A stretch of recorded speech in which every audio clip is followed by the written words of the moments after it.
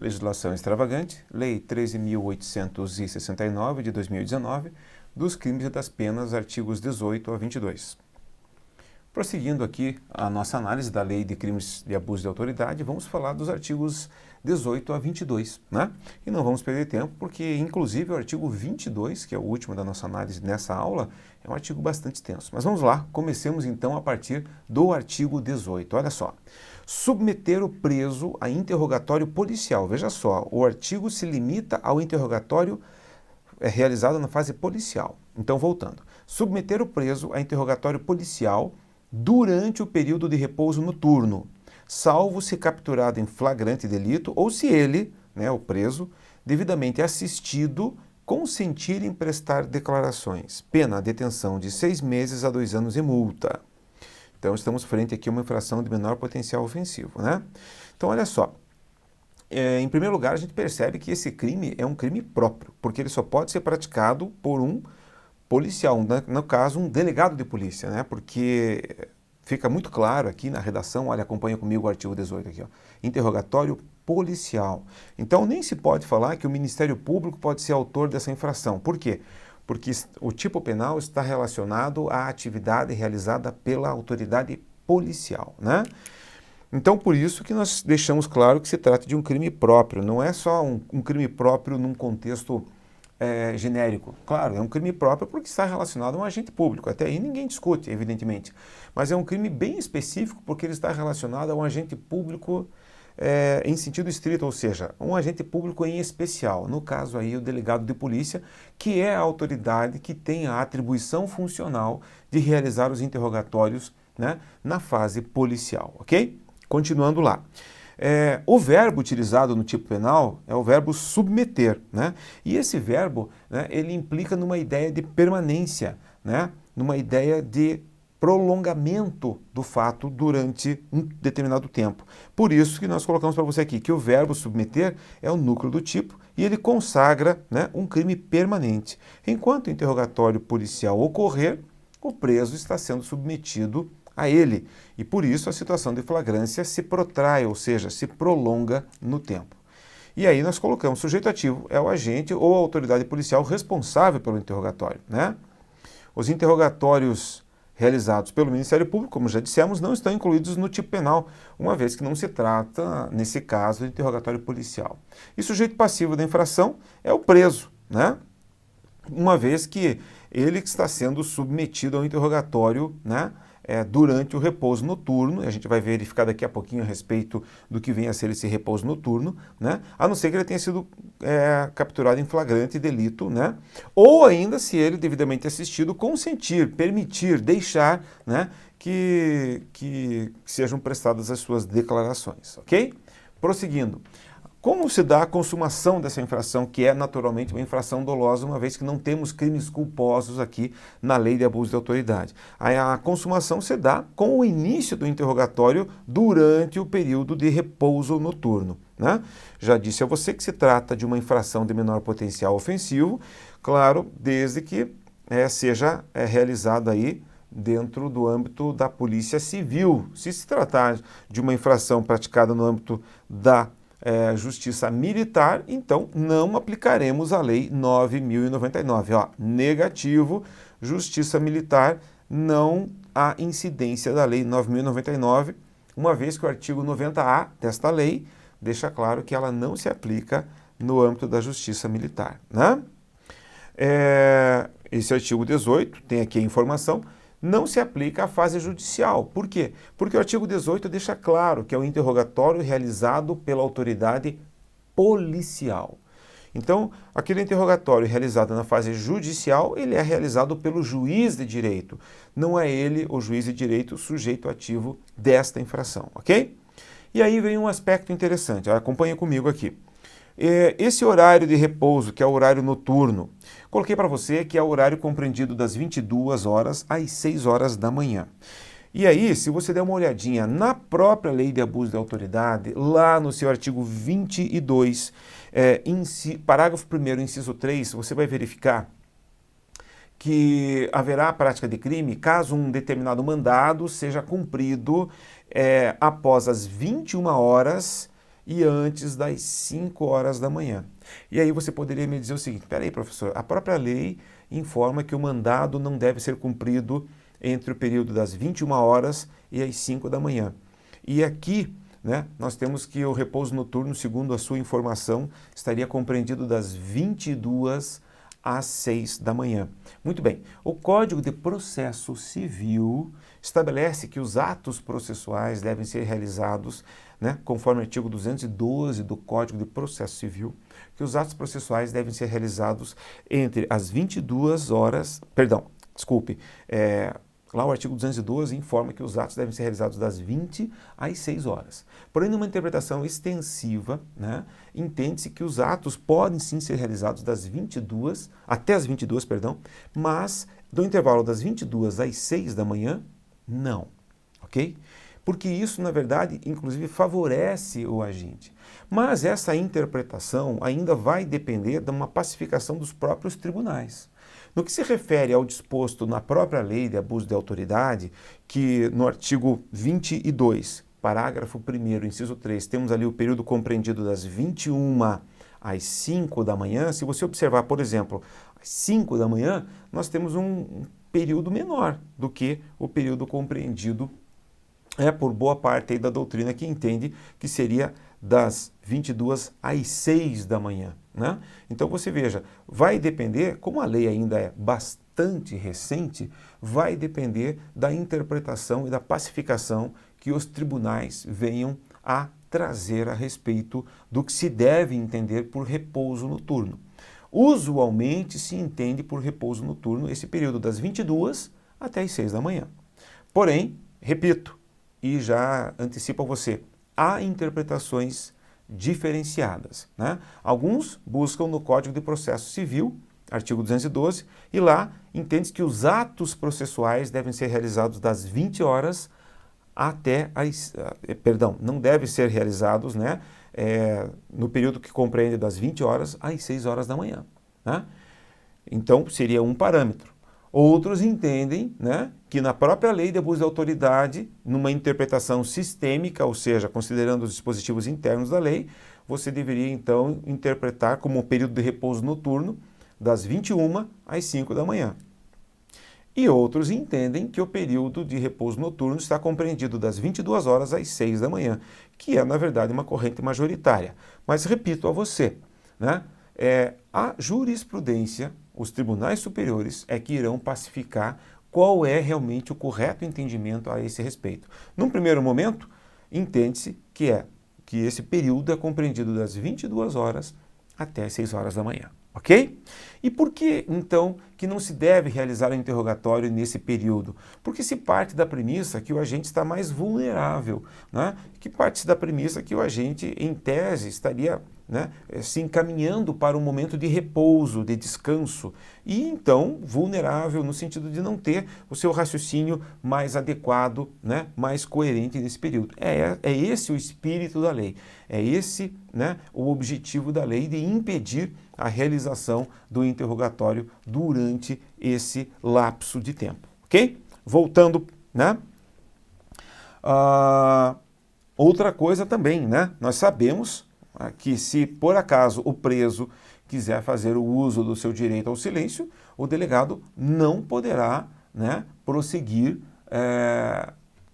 no interrogatório, uma vez que temos dispositivo expresso esclarecendo que caso o delegado prossiga, haverá então o cometimento de infração penal, prevista na própria lei de abuso de autoridade. Por outro lado, já disse a você, aqui se trata de uma infração de menor potencial ofensivo, né? E aí, o que nós temos? Voltando aqui um pouquinho, né? Vamos voltar um pouquinho, olha só. Pena, né, de 6 meses a 2 anos e multa. Então, nesse contexto aqui, é cabível a suspensão condicional do processo, naturalmente, prevista lá no artigo 89 da Lei dos Juizados Especiais, e antes ainda, é também cabível a transação penal prevista lá no artigo 76 da mesma lei, ok? Muito bem. A pena, o tipo, a qualidade de pena prevista é detenção. E, em tese, a pena de detenção, né, comporta o regime aberto e, na forma mais gravosa, o regime semiaberto. Então, se o agente eventualmente for condenado e já tiver aí características que recomendem a adoção do regime prisional mais severo, ele poderá então ser condenado aí no regime semiaberto, ok? E aí nós vamos para o artigo 19, né? Artigo 19 da Lei de Abuso de Autoridade. Olha lá. Impedir ou retardar injustificadamente, olha só, injustificadamente, né? Aqui é um termo que vai demandar uma certa interpretação, mas impedir ou retardar injustificadamente o quê? O envio de pleito de preso à autoridade judiciária competente para a apreciação da legalidade de sua prisão ou das circunstâncias de sua custódia, pena detenção de 1 a 4 anos e multa. A ideia é a seguinte, o sujeito está preso e aí ele faz lá um escrito, né? Ele pega um pedaço de papel e escreve alguma coisa que ele quer dirigir à autoridade judiciária. E aquele que é responsável pela sua custódia, pela sua prisão, pela sua manutenção na prisão, ou impede que esse escrito, que a lei chama de pleito, impede que esse escrito chegue à autoridade judiciária competente, ou retarda, demora, faz com que aquele documento, com aquele papel, né, aquele requerimento, demore a chegar à autoridade judiciária, né?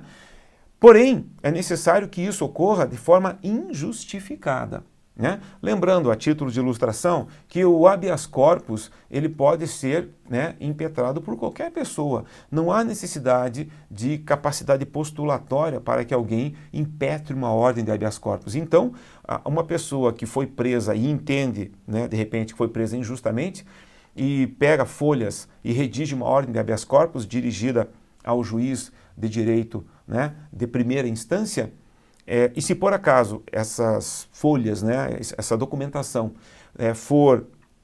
não for encaminhada para o juiz ou for encaminhada muito posteriormente para o juiz, né, e isso de forma injustificada, nós teremos aí a caracterização dessa infração prevista no artigo 19 da Lei de Abuso de Autoridade, tá bem? Vamos voltar lá para o dispositivo. Repito, a pena é de detenção de 1 a 4 anos, significa dizer que é uma infração de médio potencial ofensivo, não é cabível, então, o procedimento previsto na Lei dos Juizados Especiais, porém, é cabível aí a suspensão condicional do processo, tá? E aqui o núcleo, né, os núcleos que nós temos, né, desse tipo penal são impedir e retardar.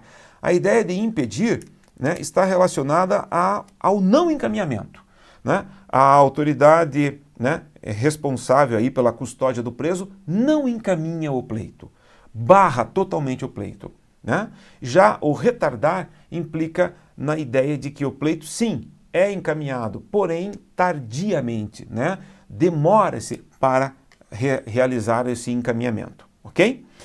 Prosseguindo aqui, nós temos um elemento normativo, já disse a você, injustificadamente. É necessário, então, que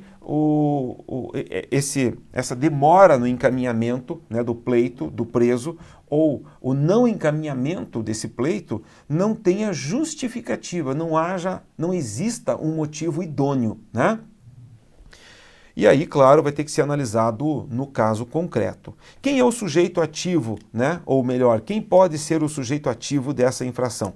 Qualquer agente público, né, que tenha o preso sob sua custódia. Qualquer agente público que seja responsável pela custódia, pela manutenção da prisão, né, do agente, da vítima. E aí, sujeito passivo é aquele que está preso, né? Por quê? Porque a Constituição Federal prevê que temos todos o direito à petição, né? Temos o direito de peticionar aos órgãos públicos, bem como aos agentes públicos, né? E não é pelo fato de alguém estar preso que esse direito deixa de existir. Então, voltando, né? O preso é o sujeito passivo dessa infração porque o seu direito de petição continua intacto, continua incólume. Ok? Voltando lá. A consumação, quando ocorre, né? Ela se dá no momento em que o agente, né, público injustificadamente impede, né? Significa dizer não deixa realmente, né? Ou retarda o quê? O envio do pleito da vítima ao Poder Judiciário, ok? Normalmente essa infração é praticada de forma omissiva, né? E aí, naturalmente, ela não admite a forma tentada. Crimes omissivos, né, são aqueles que se consumam com a simples omissão. O agente deixa de fazer aquilo que deveria ter sido feito. Então não existe um meio termo, não dá para tentar deixar de fazer. Ou o sujeito faz o que a lei determina, ou ele não faz, né? E, consequentemente, o crime se consuma. Porém, veja só que interessante, né? Mas vale dizer que o crime omissivo pode ser praticado na forma comissiva. Basta que dolosamente, ou seja, intencionalmente, a autoridade que tem o preso sob custódia remeta, ou seja, encaminhe o pedido para uma autoridade judiciária incompetente, como forma de retardar o envio do pleito à autoridade judiciária competente. Então vamos imaginar, né? O sujeito está preso e a autoridade competente é o juiz que atua na terceira vara criminal de uma determinada capital. E aí a autoridade policial encaminha o pleito do preso para o juízo da 10ª vara criminal, que é o juízo incompetente para analisar o pedido, né? Então aí nós teremos um crime omissivo, mas que começa com um ato comissivo, né? Ou seja, a autoridade policial faz alguma coisa. Um crime comissivo implica em fazer alguma coisa. Significa dizer, na verdade, que a autoridade policial, dolosamente, intencionalmente, com o objetivo de retardar a apreciação do pleito, encaminha para um juiz que não tem a atribuição funcional para analisar aquele pedido. Ou seja, o pedido deveria ser direcionado, no meu exemplo, para o juiz da terceira vara criminal, mas a autoridade policial intencionalmente encaminhou para o juiz da 10ª vara criminal. Então aí fica claro para você que esse crime omissivo pode também começar pela forma comissiva, ok? Voltando. A pena nós já dissemos que é de detenção de 1 a 4 anos, né? E por isso se trata de crime de médio potencial ofensivo. Temos um parágrafo único, olha só. Incorre na mesma pena o magistrado que, olha, agora sujeito ativo é o magistrado. Incorre na mesma pena o magistrado que, ciente do impedimento ou da demora, deixa de tomar as providências tendentes a saná-lo, ou, não sendo competente para decidir sobre a prisão, deixa de enviar o pedido à autoridade judiciária que o seja. Então aqui nós temos duas situações nesse parágrafo único. Temos, primeiro, o magistrado que é competente para analisar o fato, mas, ciente da demora, ele não toma nenhuma atitude, ele se omite. Ou o magistrado que recebe o pleito, mas ele, magistrado, percebe que não cabe a ele tomar nenhuma decisão, mas ele, magistrado, deixa de encaminhar esse pleito para o magistrado que tem, sim, a atribuição funcional de conhecer e decidir aquele pedido. Então temos aqui, nesse parágrafo único, duas situações. Uma, a primeira, do magistrado que é competente para tomar uma decisão, porém ele se omite, percebe que há uma demora, mas não toma nenhuma atitude. E a segunda situação, do magistrado que não tem competência para decidir, ou seja, ele recebe o pleito, chega a ele o pleito, ele percebe que ele não é a autoridade que tem a função de decidir esse fato, e ele não encaminha para a autoridade que tem, na verdade, a função, que tem o dever de decidir. Então aqui, no parágrafo único, nós temos como sujeito ativo do delito o magistrado.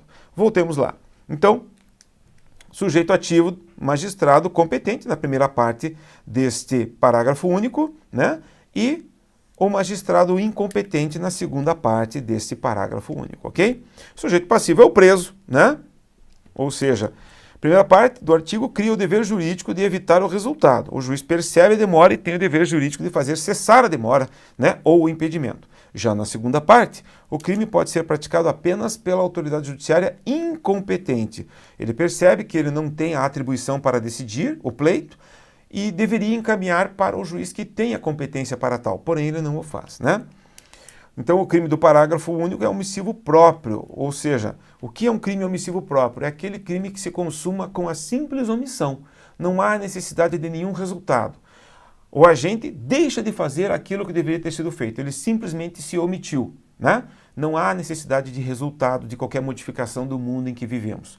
Por isso, crime omissivo próprio, também chamado de omissivo puro, ok? Voltando lá para a nossa matéria.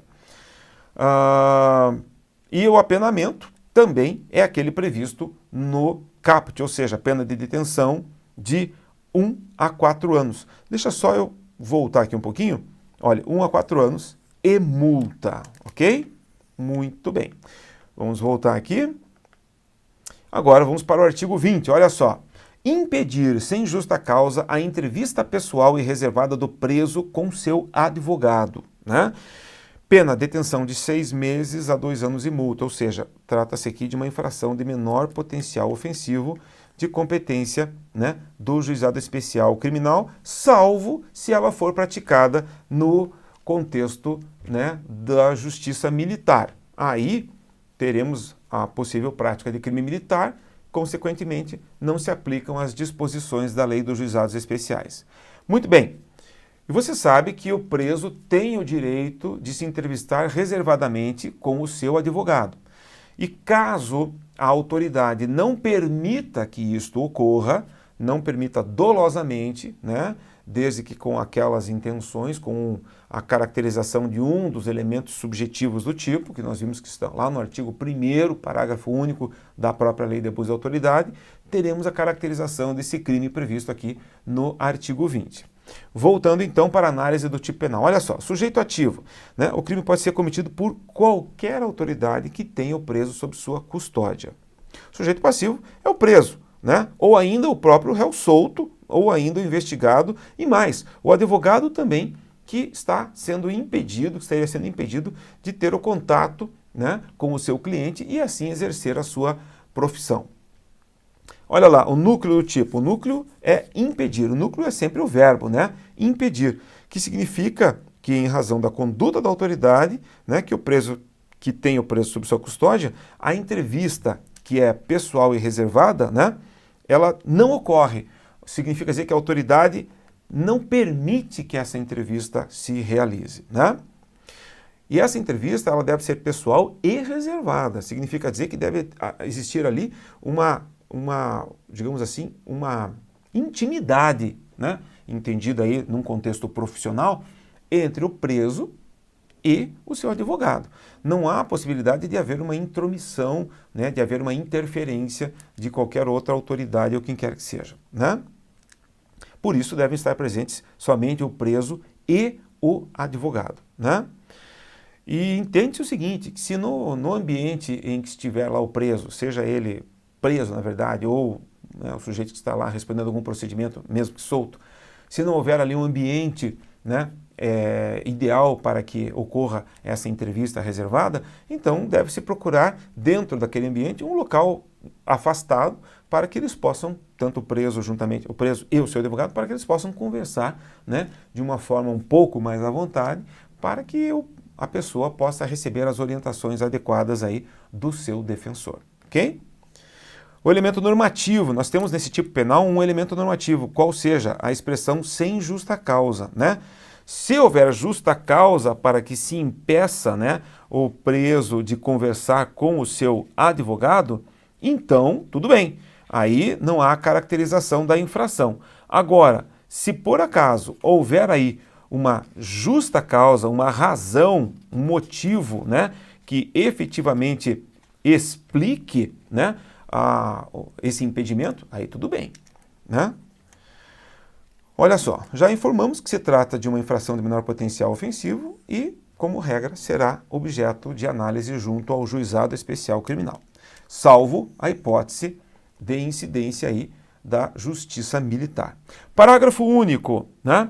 Incorre na mesma pena quem impede o preso, o réu solto ou o investigado de entrevistar-se pessoal e reservadamente com seu advogado ou defensor por prazo razoável. Não se sabe isso, exatamente o que é prazo razoável. Bem, antes de audiência judicial, olha só, audiência judicial. Não estamos mais, perdão, não estamos mais falando do ambiente de uma delegacia de polícia ou de qualquer outra repartição. Estamos falando agora de um ambiente judicial. Mas voltando, antes de audiência judicial e de sentar-se ao seu lado e com ele comunicar-se durante a audiência, salvo no curso de interrogatório ou no caso de audiência realizada por videoconferência. Então aqui a ideia é a seguinte, o preso ou o réu solto, né, ou o investigado tem o direito de, antes da audiência judicial, se entrevistar com o seu advogado, conversar com o seu advogado, obter as orientações com o seu advogado. E se alguém impedir isso, cometerá o delito previsto no artigo 20, parágrafo único da Lei de Abuso de Autoridade. Por outro lado, é necessário também que, durante a audiência, o advogado possa se comunicar com o seu cliente. É um direito, né? Podem surgir ali informações durante a audiência que sejam pertinentes, que o advogado tenha alguma dúvida, queira conversar com o seu cliente. Então, esse direito de contato entre cliente e advogado tem que ser preservado e, se porventura alguma autoridade impedir, ela incidirá nesse delito aqui. Salvo no momento do interrogatório, que o interrogatório é um ato que é realizado num primeiro momento entre o juiz e o réu. Então, o advogado não pode interferir nesse ato, né? Por outro lado, também, quando se tratar de uma situação que envolva a videoconferência, porque aí, fisicamente, o advogado estará num ambiente e o réu, ou interrogado, enfim, em outro ambiente. Então, não há condições de estarem lado a lado. Mas vejamos aí, né, a análise do tipo penal. Sujeito ativo, olha só. Ocorrendo o crime durante ato judicial, o sujeito ativo é o juiz. Quando o interrogatório ocorre por videoconferência, pode ser o servidor público onde está o interrogando, né? Sujeito passivo é o réu preso, solto, investigado, e ainda o próprio advogado que tem aí coartado, né, o seu direito a se entrevistar com o seu cliente, né? Bem jurídico protegido, bem jurídico tutelado, é o direito que o preso e que toda pessoa tem de se entrevistar com o seu defensor. E aí, naturalmente, ocorre, né, de forma tangencial uma ofensa ao princípio do contraditório e ao princípio da ampla defesa. Uma vez que é necessário que o réu ou o preso, enfim, converse com o seu defensor para obter a melhor orientação possível, para que ele possa se defender da melhor maneira possível em relação aos fatos delituosos que contra eles são articulados. Continuando, o elemento subjetivo é o dolo, né? Sabemos que não há crime culposo nessa lei. E esse dolo, lembrando que ele tem o elemento subjetivo do tipo, que está relacionado com a vontade de impedir ou obstaculizar sem justa causa a entrevista pessoal e reservada do preso com o seu defensor. Elemento normativo, né? Aqui nós temos a expressão que eu disse a você no início, prazo razoável. Então, é um elemento normativo, é aquele elemento que necessita de uma interpretação, né? É um elemento que reclama uma interpretação. Não se sabe exatamente o que é prazo razoável, porque vai demandar uma questão de bom senso. E aí nós temos vamos depender de uma interpretação dos tribunais. Mas é claro que quando se diz prazo razoável, também não pode, dependendo do contexto, não pode ser algo exagerado, mas também não pode ser algo ínfimo. Então vai depender das circunstâncias do caso concreto para que se possa, né, chegar à conclusão do que vem a ser ou que possa vir a ser interpretado como prazo razoável, tá? E aí também colocamos aqui, ó, ademais incorre na mesma pena quem impede o preso, o réu solto ou investigado de sentar-se ao lado do seu advogado e com ele se comunicar durante a audiência. Agora, é óbvio que durante a audiência, né, essa comunicação deve ser uma comunicação discreta, né? Não pode haver tumultos durante a realização de uma audiência. Tudo uma questão de bom senso, né, e discernimento. Mas o fato é que não se pode impedir esse contato entre defensor e cliente durante a realização da audiência, sob pena de ocorrer aqui a prática dessa infração. Continuando, né? Nós já falamos que não haverá crime quando, né, se tratar aí de uma situação de impedimento de natureza física. Por exemplo, quando ocorrer aí um interrogatório através de videoconferência e o advogado estiver no fórum, né, e o preso estiver, por exemplo, numa unidade penitenciária. Então, nesse caso, é evidente que não há condições de se permitir que o advogado esteja ao lado do seu cliente. Aí não há a caracterização dessa infração penal. Ok? Continuando, vamos para o artigo 21. Olha lá. Manter presos de ambos os sexos na mesma cela ou em espaço de confinamento, pena detenção de 1 a 4 anos e multa, né? É uma situação absurda que até, pela lógica, né, deveria então, não deveria nem existir um tipo penal para punir, né, esse tipo de conduta, uma vez que parte da premissa que não podem ficar presos numa mesma cela homens e mulheres, né? Uma questão de simples logicidade, mas de qualquer maneira temos aqui o dispositivo, artigo 21 da Lei, né, 13.869 de 2019, que deixa claro que, caso sejam mantidos presos, né, pessoas de sexos diferentes ou mantidos, né, num mesmo espaço de confinamento, teremos a caracterização desse delito aqui do artigo 21. E a pena é de detenção de 1 a 4 anos e multa.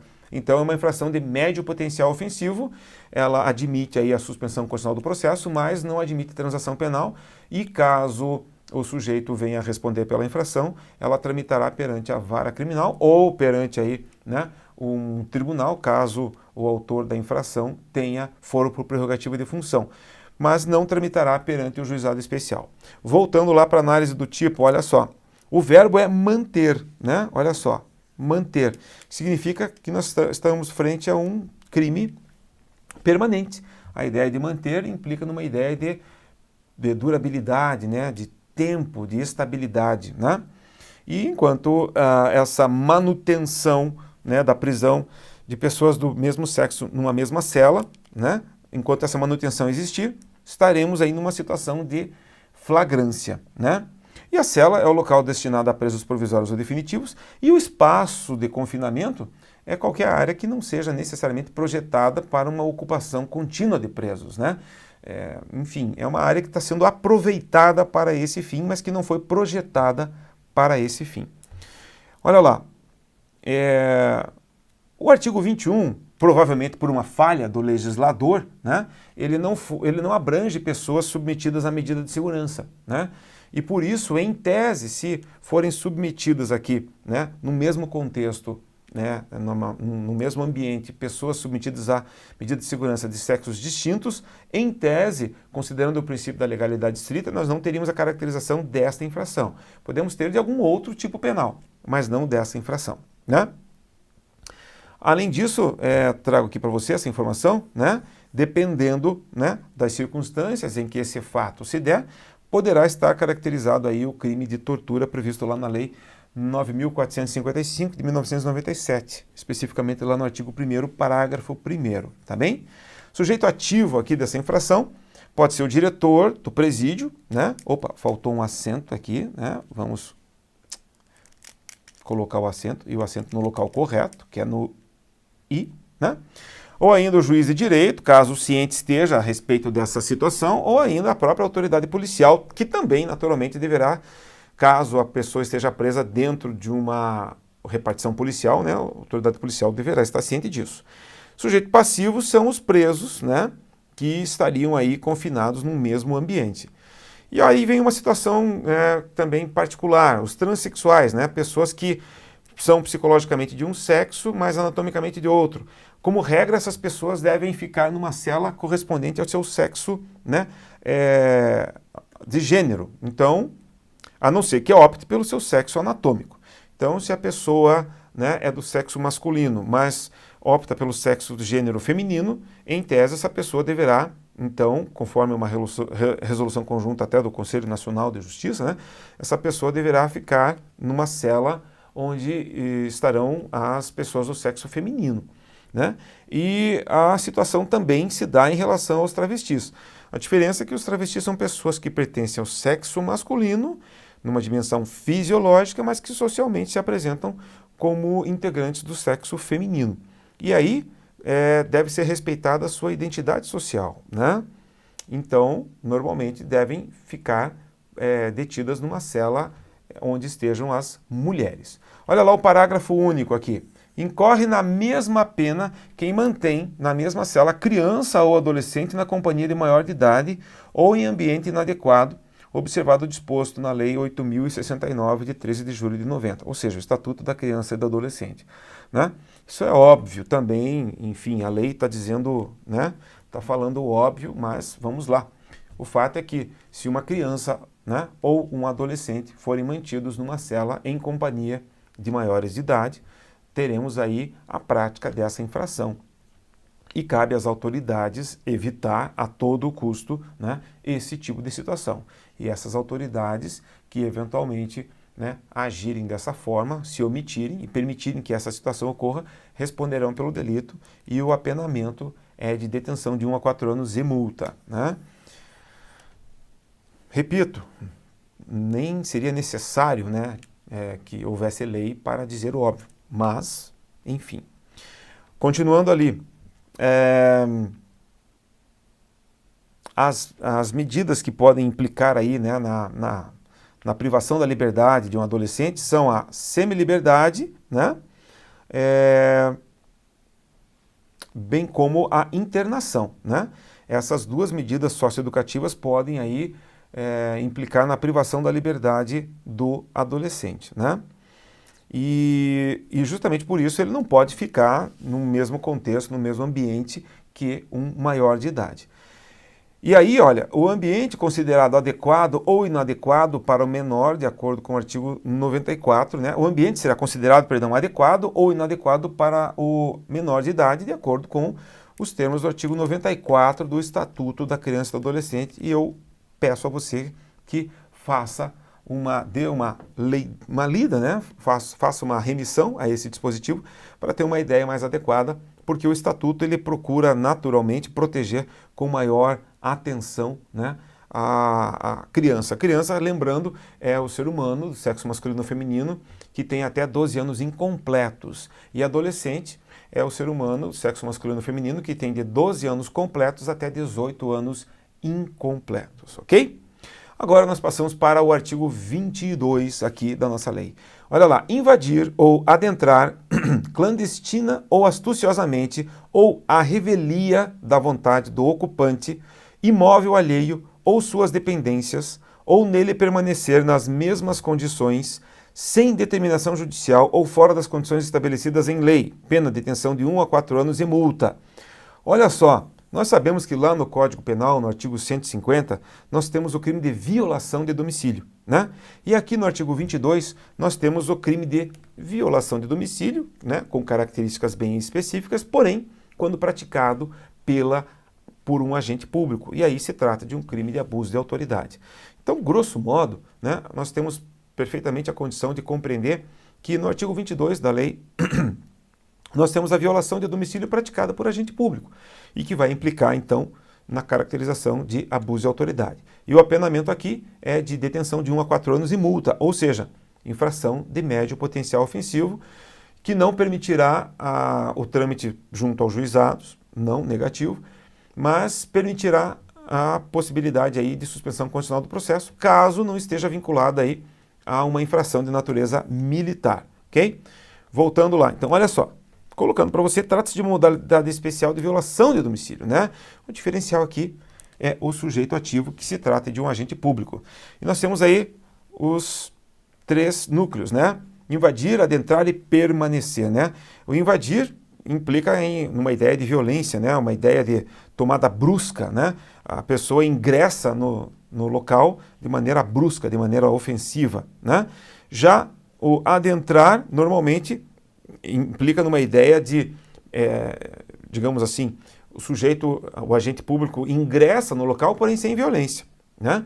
Mas ele não foi autorizado, né? Ele não tem uma ordem judicial, ele não teve aí uma autorização de quem de direito. Então ele adentra, porém sem violência. E por fim, o último elemento é o permanecer, ou seja, quando ou ele já invadiu ou já adentrou e lá ele acaba ficando, né? E nesse caso se caracteriza aí um crime permanente, né? Enquanto o permanecer implica na ideia de crime permanente, porque o crime se consuma enquanto o agente está ali, os núcleos invadir e adentrar caracterizam o crime instantâneo. E lembrando que esse artigo 22, ele implica, né, num tipo penal misto alternativo. Significa dizer que se o sujeito invadir e permanecer, teremos um crime só. Se o sujeito adentrar e permanecer, teremos a caracterização de um único crime, ok? Muito bem, vamos lá, voltando e continuando. É evidente que o tipo penal aqui parte da premissa que a pessoa não deseja que a autoridade, que o agente público ingresse naquele ambiente, né? Porque senão, se a pessoa permitir que o agente público ingresse naquele ambiente, naquele espaço, não há que se falar em caracterização do crime que nós estamos agora analisando. Por outro lado, nós temos que lembrar que na Constituição Federal, nós temos a previsão de que não há que se falar em violação, né, de domicílio, né, conforme artigo 5º, inciso 11, no caso de desastre, no caso de flagrante delito ou ainda na hipótese de prestação de socorro. Então, se a autoridade, né, o agente público, havendo aí a prática de flagrante delito, ingressar na residência de alguém sem autorização, não há que se falar em crime. Se houver aí um acidente e o agente público ingressar naquele ambiente sem autorização, não há que se falar em crime. E ainda, se houve, por acaso, um desastre e o agente público ingressa ali para prestar o socorro, para auxiliar, também não há que se falar em caracterização deste crime previsto aqui, né, no artigo 22. Voltando para a nossa tela, o crime se consuma, né, no momento em que o agente ingressa ilegalmente ou permanece no imóvel, né? Muito bem. O outro aspecto é que esse artigo 22, ele acaba sendo, ou melhor, ele acaba se caracterizando como sendo uma norma penal em branco. Por quê? Porque ele precisa do complemento, né, de outros dispositivos para que se possa, né, compreender o seu exato alcance.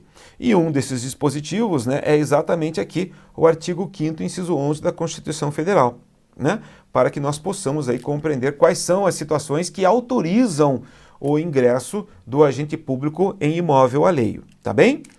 Lembrando que as normas penais em branco eram chamadas, ou são chamadas de corpos sem alma, né? Porque na verdade elas necessitam de um complemento para que você consiga compreender exatamente o seu alcance, né? Ou exatamente o seu significado. Muito bem, continuando, olha lá. Parágrafo 1º, né? Essas partes aqui, esses itens nós já mencionamos para você. Parágrafo 1º. Incorre na mesma pena, na forma prevista no caput desse artigo, ou seja, pena de detenção de 1 a 4 anos e multa, quem? 1. Coage alguém mediante violência ou grave ameaça a franquear-lhe o acesso a imóvel ou suas dependências. Né? Coagir implica na ideia de coagir implica na ideia de obrigar, né, de constranger, né? A pessoa, então, o agente público constrange, mediante violência ou grave ameaça, a vítima a permitir que ele, agente público, ingresse, tenha acesso ao imóvel ou às dependências do imóvel. E aí eu coloquei para você, a violência aqui é a violência corporal, violência física, e a ameaça é a ameaça verbal, né? E o crime ele se consuma no momento em que é praticada a coação, independentemente do agente público ingressar nas dependências ou no imóvel, tá? Então, independentemente do ingresso, o crime se consuma no momento em que se dá a coação. Continuando, olha lá. É preciso que o autor do crime coaja alguém, pessoa certa e determinada, e essa coação ocorra mediante violência ou grave ameaça contra a pessoa. Se a violência for voltada contra a coisa, né, contra um objeto, não estará configurada a infração, né? Salvo se essa violência contra a coisa puder ser considerada como uma grave ameaça, né, à pessoa. Então o sujeito pega e o agente público pega e quebra, né, um objeto, diz assim, ó, é o que eu vou fazer com você, e quebra um objeto, né, deixando claro que o que ele está fazendo com o objeto vai fazer com o morador do imóvel, caso ele não franqueie o ingresso, né, nos limites daquele imóvel, ok? E repito, trata-se de um crime formal, não há necessidade do ingresso, né, do agente público no imóvel. Basta que a vítima se sinta coagida para que o crime esteja devidamente consumado. Vamos ver o inciso 3. Também haverá crime, né, caracterização de crime com esse mesmo apenamento, detenção de 1 a 4 anos e multa, quando o agente cumpre mandado de busca e apreensão domiciliar após as 21 horas ou antes das 5 horas da manhã, né? Olha só, por ordem judicial, o agente público só pode entrar na casa de alguém durante o dia. Essa é uma garantia constitucional. Se o mandado judicial é cumprido durante a noite, ele será ilícito e inconstitucional. E no inciso 3, o legislador estabelece um critério objetivo para conferir segurança jurídica, né, ao operador do direito, pois sendo cumprido o mandado de busca e apreensão após as 21 horas e antes das 5 do dia seguinte, consumado estará esse crime, né? Então o crime se consuma quando o agente público cumpre o mandado, né, de busca e apreensão após as 21 horas ou antes das 5, tá? O mandado judicial. Parágrafo 2º. Lembrando só, né, que o abuso não está no mandado em si, no documento, mas sim no horário do cumprimento deste mandado. Parágrafo 2º. Não haverá crime se o ingresso for para prestar socorro ou quando houver fundados indícios que indiquem a necessidade do ingresso em razão de situação de flagrante delito ou de desastre. Olha só, o que está aqui nesse parágrafo 2º nada mais é do que a repetição do que está no artigo 5º, inciso 11 da Constituição Federal. Então isso nem seria necessário, né? Mas o fato é que está aqui na lei e não custa que nós vejamos, enfim. Ok? Então aí nós terminamos a análise desse dispositivo, o artigo 22 também da lei de abuso de autoridade, né, que define aí o abuso de autoridade, a lei 13.869 de 2019, tá bem? Obrigado pela sua atenção, espero que esses esclarecimentos tenham sido úteis e na sequência nós nos encontraremos de novo, tá? Até daqui a pouquinho.